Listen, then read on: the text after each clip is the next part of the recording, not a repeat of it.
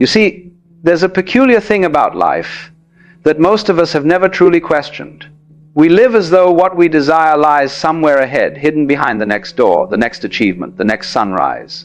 We chase, and we chase, and we chase, convinced that our moment of victory, our long-awaited win, has been delayed. But have you ever stopped and wondered what exactly is doing the delaying? Is it the universe withholding something from you? Is it fate being cruel? Or could it be that the only thing standing between you and what you seek is you, your own sense of time, your own grasping mind, your own insistence that life must unfold according to the schedule of your expectations? Most people live trapped in this invisible waiting room, believing that something must happen before they can finally relax, finally feel complete, finally feel ready to live. They call it patience. But in truth, it's a quiet form of suffering. Because when you are always waiting, you are telling the universe, I am not yet there. And the universe, being the perfect mirror that it is, simply echoes back your vibration and says, indeed, you are not. So the win remains postponed. The doors remain closed. And you remain in a state of longing that never seems to end. You see, the universe doesn't deal in delays. It deals in alignment. The so-called waiting is only the process of life adjusting itself to the frequency you hold. And that frequency, your emotional state, your belief about yourself, your perception of time, becomes the determining factor of when and how things show up. When you are anxious, impatient, or doubtful, you are unconsciously announcing that you are not yet in possession of what you desire. And so the energy of your life continues to match that inner announcement. You attract moments that keep you in the vibration of not yet. You become a magnet for postponement. But when you let go of the waiting, when you surrender the timeline and allow yourself to feel. Now, what you think you'll feel then, the entire structure of your reality begins to rearrange itself around that new emotional truth. The so-called delay dissolves because time itself bends around your state of consciousness. You no longer wait for your win. You become it. Now, this is not an intellectual trick. You cannot merely think, I already have it, and expect the universe to rush to your door.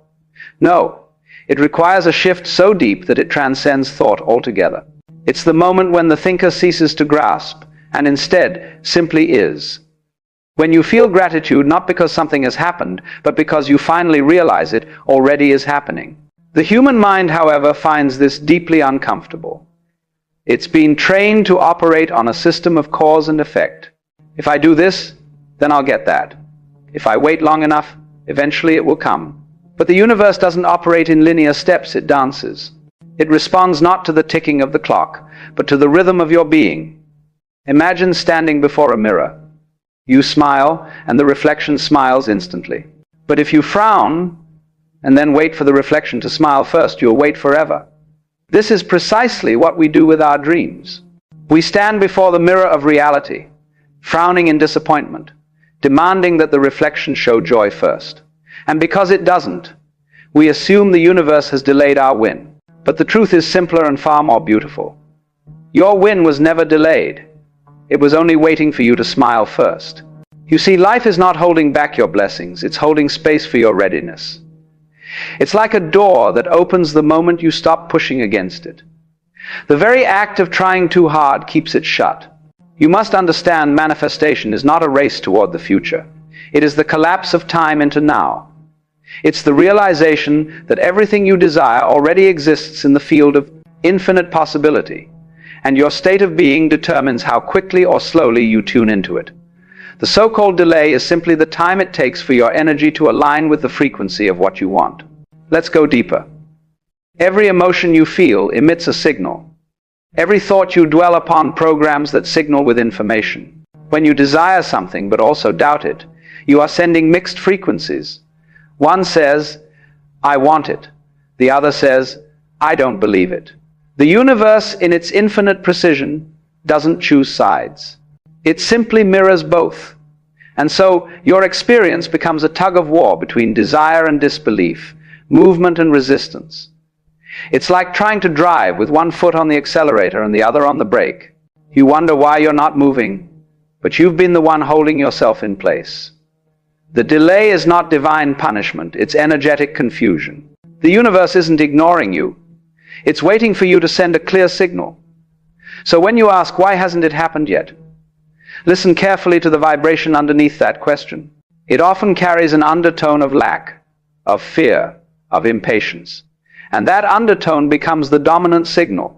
But when you ask with a sense of wonder, gratitude, and surrender, when your question becomes more like a song of faith than a cry of frustration, then the field responds.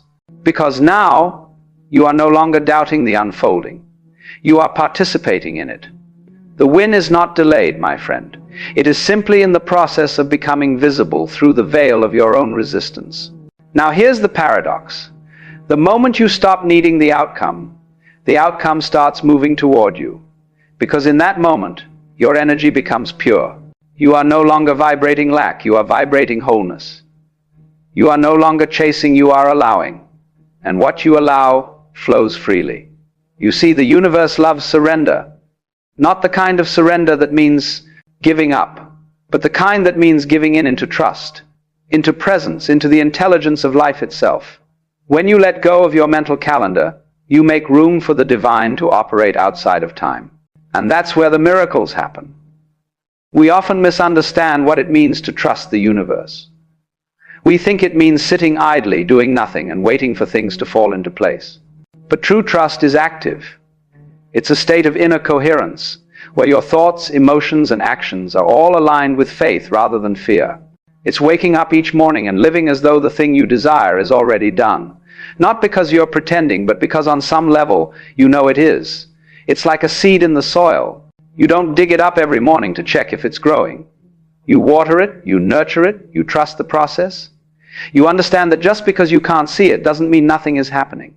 The seed is germinating in darkness, pushing its way toward the light. The delay is not death, it's preparation. So many people give up right before the sprout breaks the surface. They mistake silence for absence.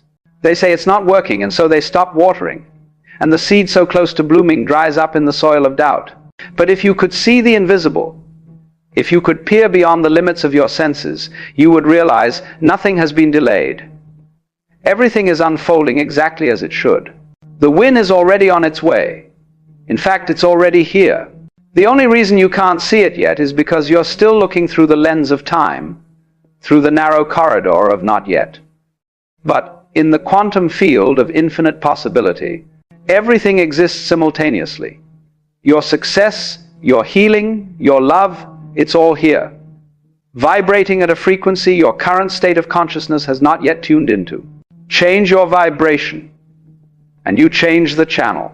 Change the channel, and you witness what was always broadcasting. So, when life seems slow, when you feel like your blessing is taking too long, remember this. You are not waiting on life. Life is waiting on you. Waiting for you to stop doubting your worthiness. Waiting for you to release control. Waiting for you to surrender the illusion of delay and step into the timelessness of now.